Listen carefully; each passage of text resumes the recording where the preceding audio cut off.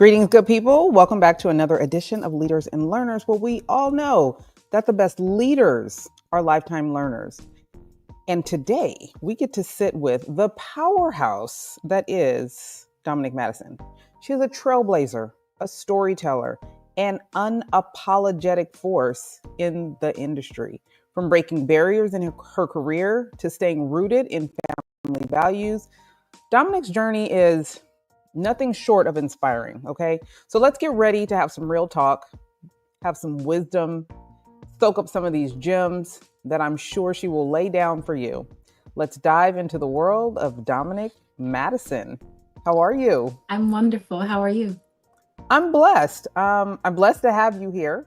Yeah. Before we get started, really quick, I want to send a shout out to the ladies of Delta Sigma Theta. Happy Founders Day. Yes. I want to say a prayer for the people of Los Angeles, California, and all of the surrounding areas. You might know I'm from the Bay Area, but I grew up in Los Angeles, spent most of my life here, and what's going on is incredibly devastating. The politicizing of what is going on is kind of gross, but I will tell you, for those of you that are not born and raised here, the vitriol is unique to California, right? But we're built for it. And it's not the first tragedy. These fires are not the first tragedy that we have suffered, and they won't be the last. We've had earthquakes that have rocked cities, that have leveled universities, that have ruined whole communities and ruined lives. But one thing I know for sure is that we will rebuild, and we are stronger together. So to have someone here that totally believes in community, that also resides in Los Angeles, Miss Dominique, thank you so much for being here. Why don't you let the people know just a little bit about yourself and how you even got to Los Angeles? Well, I'm Dominique Madison. I'm an actor, philanthropist, writer, director, as well as I dabble in real estate. My story is a very unique one because it's as simple as putting three cities in a hat and praying on it. And whichever city popped out, that's the city that I moved to. And that very first city was Atlanta. And then I felt like I had done things and I have conquered enough where Atlanta no longer fed me in the way that I needed artistically. So I then moved to New York and I studied my conservatory there in theater. And then after that, I booked a few things. And then from there, I went to LA where I did more training. And that's where I got some huge breaks and things like that. And I just continued to push through. What was your "I made you" moment? When did it hit you that I've made it? I am on the path that Um, feels good to me. I think when it was what country was that? It might have been either Anguilla, the Bahamas, or Dubai. It was one of those countries. I can't remember offhand, but You're well traveled for the people. I am well traveled. And I'm just, waiting to check in. And the gate agent, like her demeanor changed, but she was like really giddy. And she just kept waving at me. And I'm like, hi, maybe she's just like, waving me to come on next. And when I get there, she's like, I love you, Dominique. I love you so much. I love all your movies. And I'm like, oh, okay. How do you know my name? I have one of those aha moments because it's like, how do you know me? Well, I mean, I'm a couple thousand miles away from America, so how do you know me? She's like, and then I had to remember, Dom, you live in that median that you work in travels way past American borders. So then I gave her my ID, and she's like, I already know who you are. Okay, is there anything that you need me to do? Upgrades for free, everything. That was the aha moment for me, and I was like, well, because I get stopped often in states and stuff, but when it hit me outside the country, I was like, okay, this is it's Who here. did you share? Who did you share that moment with? Because we all have times where we're like, "Girl, let me tell you what just happened." Actually, I'm very private. You're the first person I'm sharing it with. Oh my Yeah. God! Thank you. I mean, when you go through as much as you go through to get to the point where you feel that euphoric, because I think we question ourselves a lot, right? You're Definitely. like, am I doing the right thing? Am I not? And in that moment where you realize I made the Mhm. right moves for my career, Like, what was Yeah. your thought? Like, it's working, Well, but to piggyback off of what you said, you question yourself is one thing, but then after you question yourself of, is this real? Is this happening? And then I think the next phase we could go into is doubt. And then mm, after doubt, you have little sprinklings of self-sabotaging. I don't know if you do or other people, but I do self-sabotaging where you do things unconsciously to self-sabotage things to which you may not feel like you deserve, or you may not feel like you're worthy, even though you've done all these things to get you to where you've been. So yeah, it's I guess having a conversation with yourself to say that it's okay. Like, you deserve this. And I know that sounds so simple and it sounds so maybe cliche, like we've heard this before, but it's like, well, how can somebody work this hard and then don't understand that they deserve it? I'm telling you. it's that. I'm So the telling you. Kendrick Lamar song where he says, "I deserve it all," Yes. that hit different, It hit so different. right? It hit so And then to different. say it, like to verbalize it. It's one thing to feel it, it's one thing to say it, Mm. and it's one thing to project it. How do you stay humble in an industry that expects you to be so be extra? And how do you, because you still have a very humble demeanor. So where does Perfection that is come only from? in God, Mm. and Talk about it. perfection is only in God. And um, I just always tell myself, I am only a woman. I am only a woman. I am no bigger, better, smarter. I am only a woman. And coming from humble beginnings, it just, the genesis of that just has always resonated with me. And nothing was ever given to me. I've always had to fight for everything I've had. So knowing that the work behind what you fought for, it feels a little different and it hit a little different in regards to things being given to you. It's Mm. just a more value of appreciation. Mm. I love that. So, what's a lesson in from your life experience? Because I think lived experience is Mhm. more important than anything, that you would give to a young creative right now, a young Black professional trying to get to that point where they realize they've made it. Like, give them Don't count. something. I would say to a young creator who is wanting to be in the industry or who's passionate about the industry, don't count your day one to somebody's 100. Mm. And what I mean by that is the artists that we see today who are in the mainstream, we have no idea how long it took them to get there. For example, Doechii, she's been doing this a really long time, but she's just now starting to get her traction and get the accolades that she deserved. What's, I can't think of her name right now, but she sings "Oh My Mama," I meant Oh, yes, her. um Yes. uh Put that on my I, mama. Oh, my. yes, Yes, that her. song right there. Forgive me, I can't think of the her name right now, but Jessica Monell, something like that. I can't think of it right this second because we're actually in the moment of talking Right. about it. But she said that she's been doing this over 15 years, 40 plus with a child and a beautiful family, and she's just now starting to skyrocket. See the fruits of her labor. So my answer to that is don't compare your day one to someone's 100th, and when it is time, it's going to happen. When it's time, it's going to happen. Brent is sending you love from Canada. Just wanted to share that with Mhm. you. Uh, what is it about this industry though that keeps you moving forward? Because we all know that there's so many aspects Mhm. of the industry that Mhm. can mess with your mental. Mhm. Do you find yourself struggling with that at all? If so, how do you keep going? But knowing a little bit about your background, I have a feeling that there's Yeah. some things that keep you level headed and Yeah. progressive in this industry. Yeah, I was built for it tough. I'm from the Talk south about side of it. Chicago, so like I mentally, my dad raised me, and mentally he didn't play. He's ex-military, so mentally I've always been strong, and I've had to be strong, and I was forced to be strong. So things don't really affect me as much as they used to.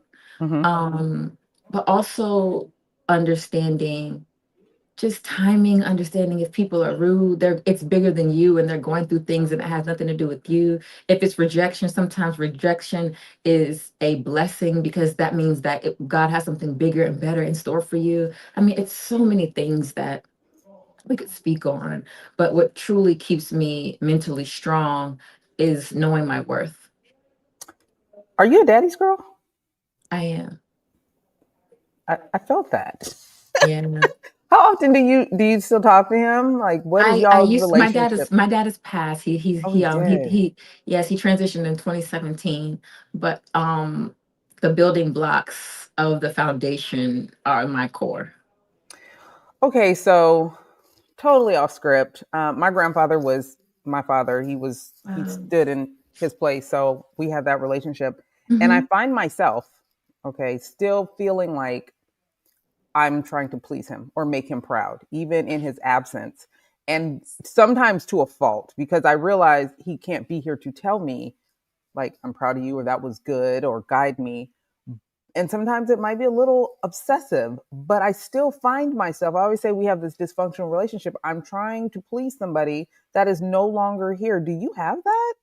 Like, I do. do you For want to help me, me this is through it? very off topic. This is a little personal, but I'll give you a little personal. I battle with I should have been a better daughter. Mm, say it again. Should have been a better daughter because you only get one biological parent, each mother and father. You know, you get ones that are blessed to you through other ways, but you only get one father and one mother. And I go so hard because it's like I'm trying to make my father proud. I'm trying to make my father proud. I'm trying to make my father proud. So I know that battle or that fight or that I know that dance that you go through because I go through it every day as well. And the hardest part is just simply not being able to pick up the phone and ask for guidance or simply saying, "Hey daddy, look what I did today," or look at my accomplishments.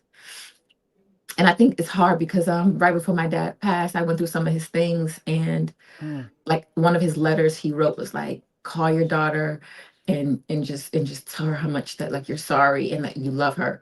But it is moving on. Yes, I know Um, what you're going through. so he was military, though, Yes, he right? was. So tell me a little bit about your upbringing. Was it strict? Was he taken aback when you chose a non-traditional path? Like, talk to me about that. My father was very non-conventional conventional, if that makes if that makes any sense. My father was an artist, so we grew up listening to all types of music, Nat Coltrane and the Isley Brothers, Tupac, Biggie, also Nina Simone. But also my dad was a chef, so that's where I get some of my cooking skills from. So sometimes we would have like Asian nights or we would have Latin nights. So it was so cultured in my upbringing that he was a tough cookie as well. He didn't play. One of the one of the fondest memories I have of my dad is him teaching me how to swim. You know how kids get the little floaties and Yes. they get the little rings and they get the little goggles. He pushed me in and he said, "You better not drown." Okay, why did I have that same experience? But I I'm digress. he pushed me in now and he said, "You better How old not were you? drown." Maybe 6 or 7. Same. Oh my God, the Maybe trauma. 6 or 7. And I almost died. But I was But like, I look, didn't know. I was like, he said don't die, so I can't. Like, what a okay. But the first thing in that chaotic situation that he taught me was to calm down Down. and get your thoughts together and breathe through anything you're going through. And never panic under pressure. You never fold. In my early adulthood, you start struggling with trying to balance your own finances and things of Mhm, that nature. mhm. And there were some things I couldn't do. And instead of having him do it for me, he was just like, hey, if you if you ain't got it, don't do it. And you need to be that way for the rest of your time.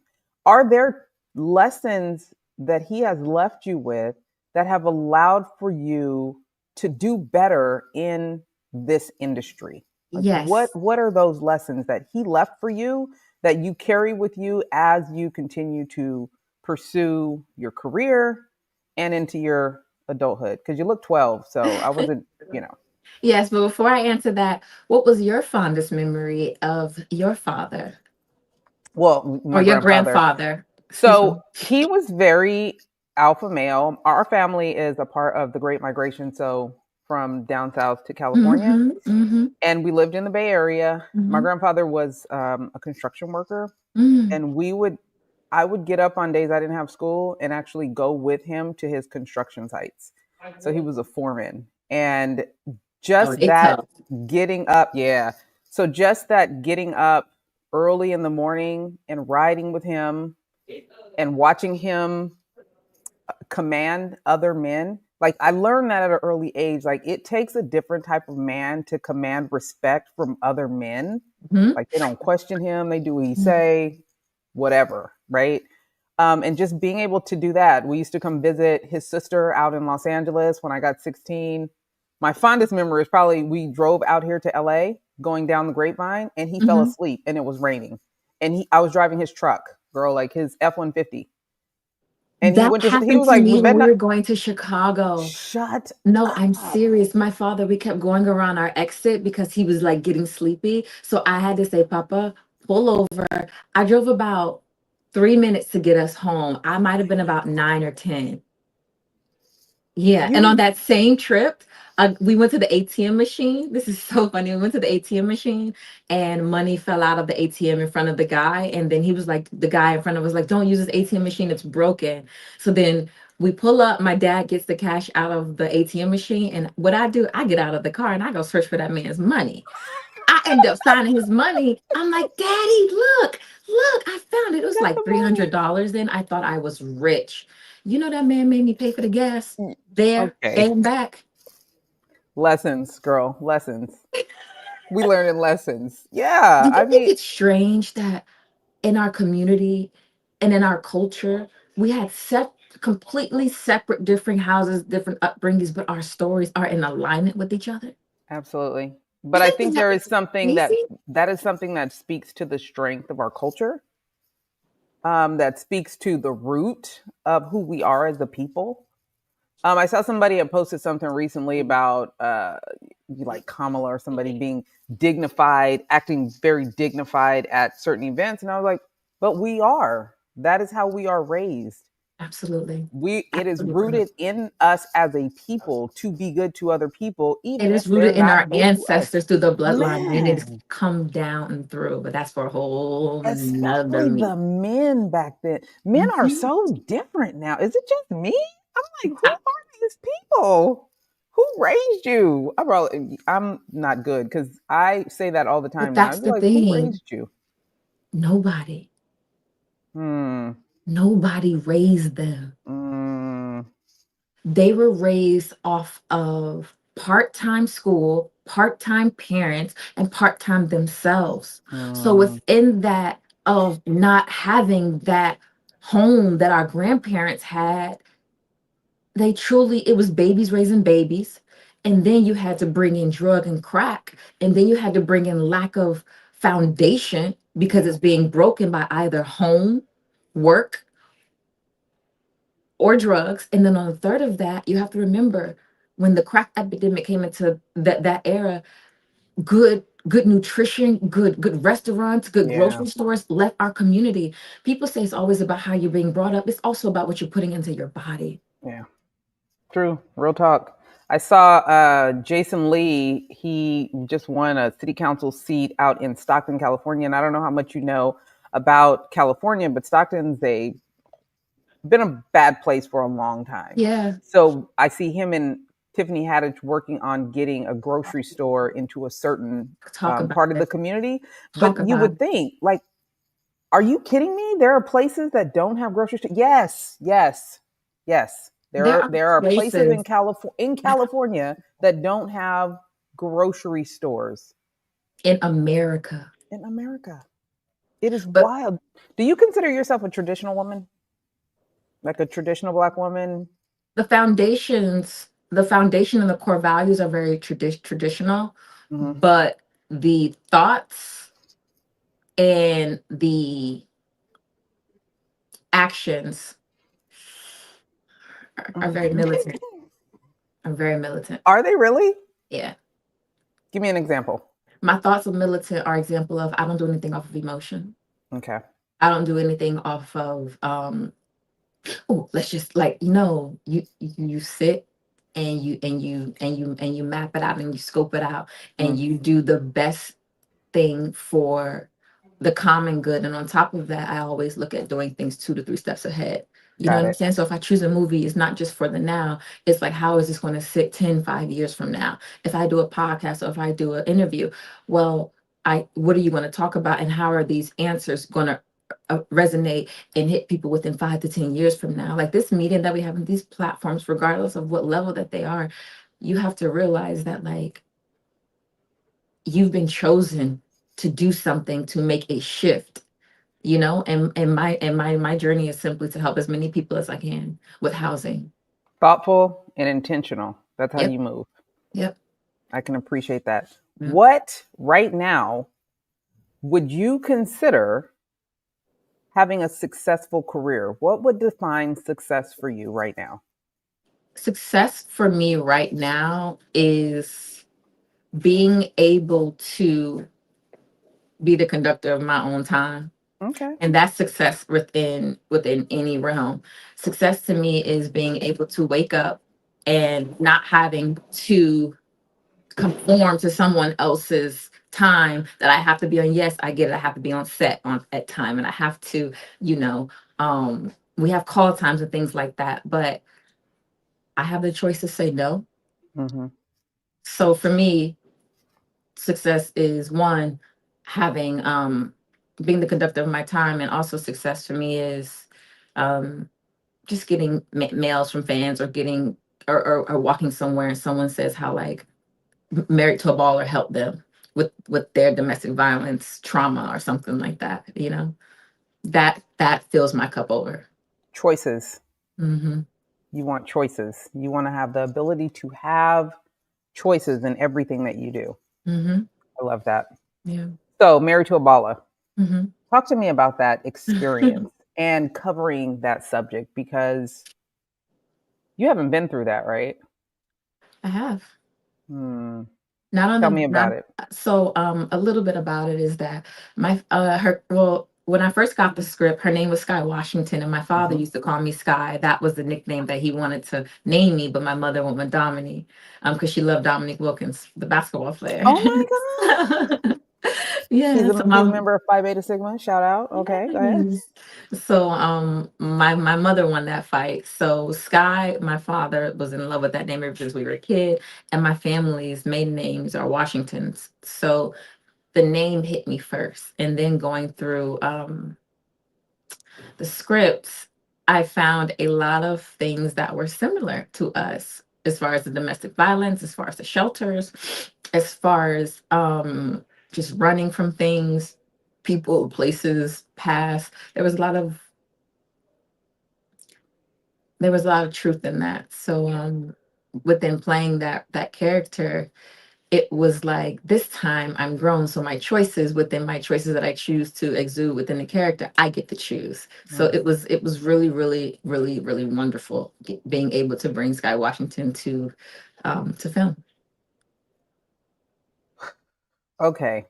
So, in moments in which the script resonated for you personally, Hmm. how did you move through the task of still being excellent at your craft? Because we know when you are triggered, sometimes it's hard to Hmm. stay on script. Well, that's where your training comes in. I'm a Meisner based actress, so that's where my training comes in at. Where all acting is living truthfully under the given imaginary circumstances. Mm, So within that, you take the words, you take the feelings, and you take the action, and you put it into the storytelling of that. Because all my choices were real, either from my past traumas that I've been through someone else's traumas that they've been through within family, or through just making a simple choice. So there were some times where they're very deep and they're very heavy, but that's where like mentally strong comes into play, or your training comes into play, or the camaraderie of the crew comes into play to get you from some of those dark places. Mm. Yeah. So, And as an adult, Tressa Smallwood and Emily Sky, they were great about like making sure my mental health was okay, got making it. sure I was okay. It was like women on the set, so they were absolutely wonderful. If I needed a moment, if I needed 2 days, 3 days, they were like, take as much time as you need. Michelle Moreau and Vivica Fox, my sorority sisters, were recently on the show talking about Hmm. doing the independent thing in Hmm. entertainment. Hmm. How do you feel about that? Do you feel like there's some things that you want to take on independently, or are you just kind of following the path right now? No, absolutely. I can't wait to share my script with the world.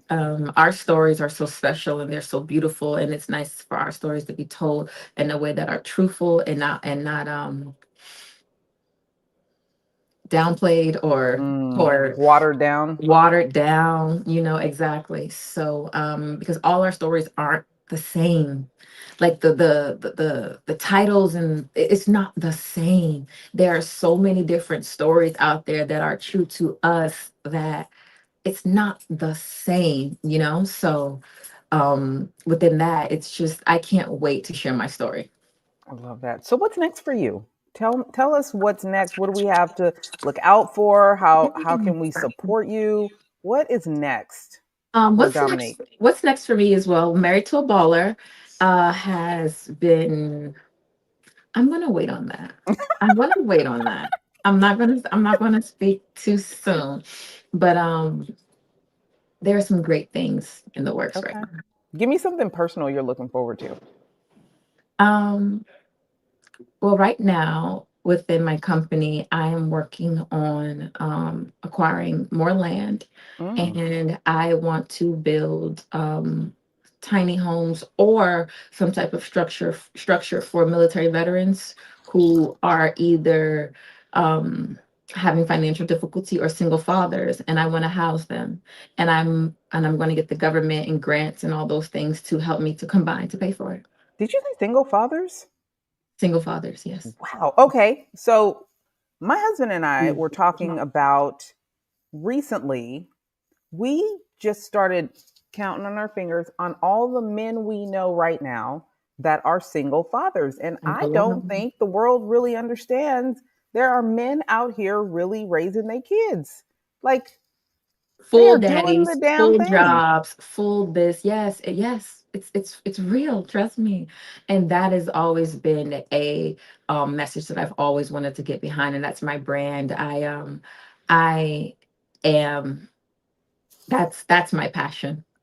And you asked me about that success question. Once that happens, and I'm able to share that with the world, that's another stamp of, baby girl, you're successful now, because I plan to help and touch as many veterans and men as I can in this world with housing. Because when you have housing and you're able to go and you're close that door, and you like feel like that self-worth, and you're able to turn on a light, and you're able to get water and get food, it's it's it's comforting. And I know we take those things for granted sometimes, but some people don't have simple basic living essentials, They don't. and they fought for And this country. man, They've can you given imagine? their all for this country. Why do you think in the work that you've been doing, why there is such a rise in men raising their kids? What is this trend? One, women are tired. They are. And two, um, unfortunately, this may come across terribly, but there is a fight of power, I feel. And they, how do I say this politically correct? Um,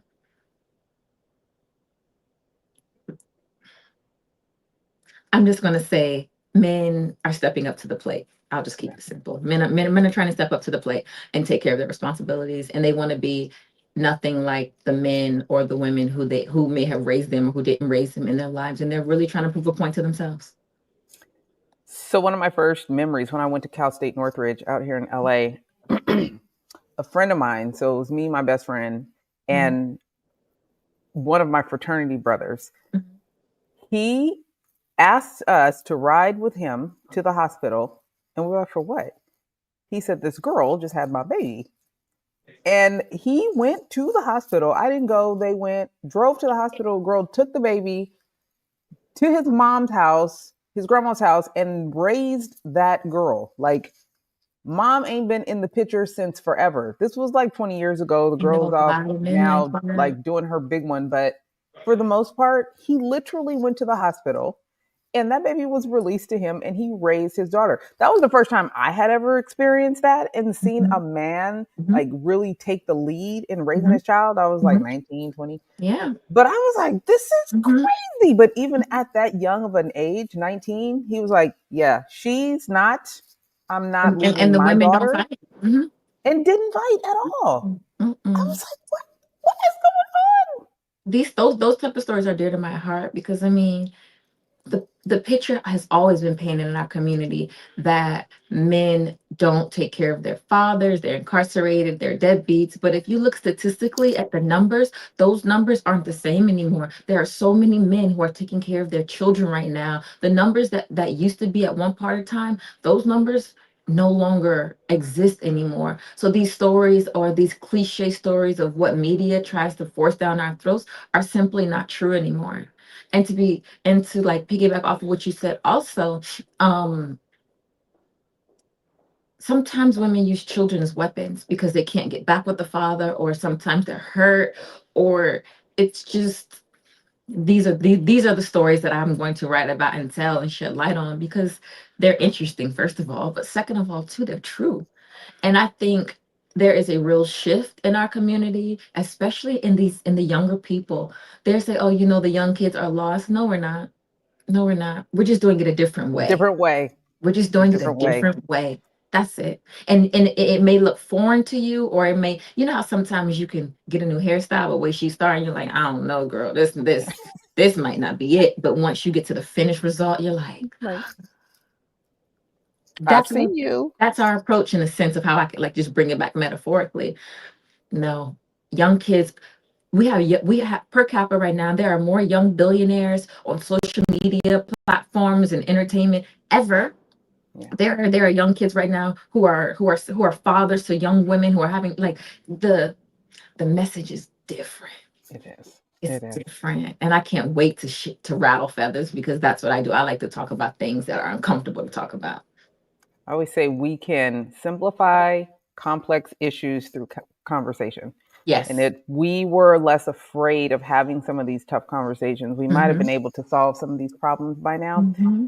But let me ask you, please let me know once you start sharing these stories so we can help I amplify will. them. I would love Absolutely. that. I Sure. want you to give me 3 words, Miss Dominic, 3 words that you would never want affiliated with you. Mm. Bigot. Ooh, Um. Disrespectful. okay. And lazy. I was gonna say that. If you didn't say it, I was gonna be like lazy. That's one thing she ain't. She be busy. Hmm. Hmm. She be busy. Yeah. I Yeah, I love really it. Well, do. thank you You're so welcome. much for taking the time to hang out with us, to chat with us for a bit, and help us get to know you. Hmm. Please make sure that Yeah, you stay in touch, and if I there's anything will. that we can do to support you, let us Yeah. know. But You let the were people know. wonderful.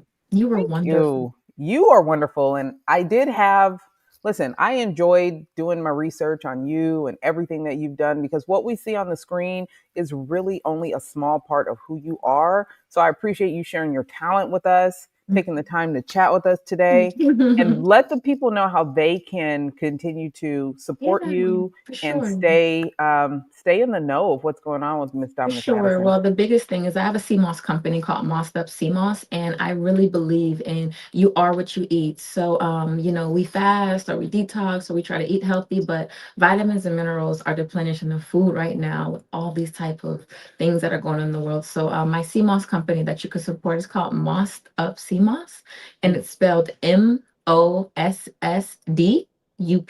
CMOS, Mm. SEAMOSS. So that's Mossed Up CMOS. That's .com, or that's on Instagram. And then my handle is Dominique Madison, which is DOMINI Madison, MADISON. And that's also on Instagram as well. I appreciate you sharing that. My son put us on CMOS. He is Yeah. avid about CMOS. So make CMOS sure saved that my life. it. Oh God, girl, Saved you my got life. stories. You got stories. We need Yeah. to talk again. Make sure I have that information. I'll put it down in the captions so that we can go there and support. And yes, CMOS, y'all, it is a Yeah. lifesaver. I've been Yeah. told. And now we use CMOS in our smoothies up in this Yeah. house. So Yeah. definitely want to check that out. Again, we want to thank you for being here. We appreciate Mhm. you and Thank wish you. I you the best appreciate of luck in you. everything that you have Same. going Same on. to you. And you stay safe. You Okay. too. All All right. right. When Take are care. you coming back out? When are you coming back out this way? I'll be out there at the end of the month for the Grammys. Okay, good enough. Well, thank Yes. you so much. Have a Okay. good one. Take care. Okay. Bye-bye. Bye. Hey, thanks for showing up to the podcast where we all know that the best leaders are lifetime learners. When you get a sec, take a moment, leave a comment. What do you think about today's episode? And share it with someone that you know could use the gems that were dropped today. Follow and subscribe. You don't want to miss who's coming up next. You never know who could show up here and what they could say. For your professional needs, marketing, PR, communications, and leadership, make sure you follow us on all social media platforms at Sand and Shores, or hit us up at sandandshores.com. Again, thanks so much for showing up. We appreciate you, and we'll see you soon.